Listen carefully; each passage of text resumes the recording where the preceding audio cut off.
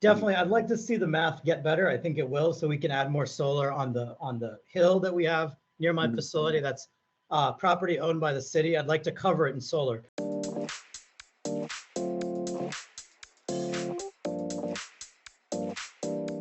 Madison, Wisconsin wants to be known as a leader in the country for electric vehicles.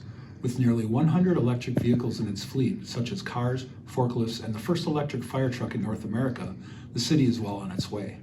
I'm Dave Lubach, Executive Editor for the Facilities Market, and in this video, we speak with City Fleet Superintendent Mahant Joyce about the solar EV chargers at the Fleet Service Building in Madison, as well as the future of EV in the city, as they hope to expand their EV fleet to 900 vehicles by 2030. And you mentioned the EV charging that we have. It's completely off the grid. It's renewable solar energy, and all of my city Tesla power needs come from those solar charging stations. I'm plugged in right now, for example, as we speak, because it's a sunny day, even though it's wintertime.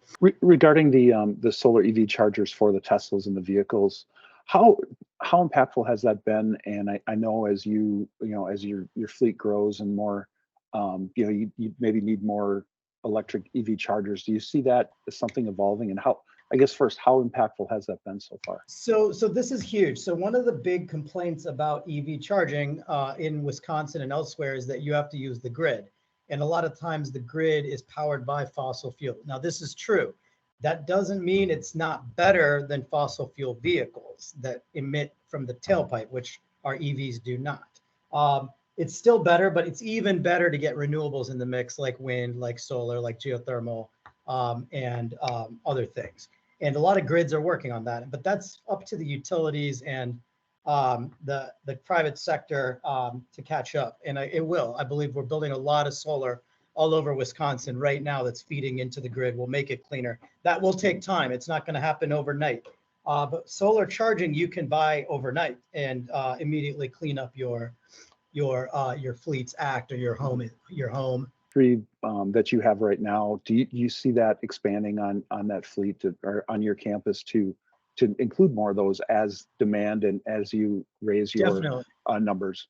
Definitely, I'd like to see the math get better. I think it will, so we can add more solar on the hill that we have near my facility. That's property owned by the city. I'd like to cover it in solar. So what are we doing with it right now? We're just mowing that lawn and wasting fuel to mow lawn and wasting staff time to mow that giant field. I don't know if you remember what I'm talking about. Wouldn't it be better to cover that with something renewable like solar that could be shared with the Walmart across the street, the BP across the street? I would love to build a little microgrid here with solar, and we're working on that. It's a multi-year process.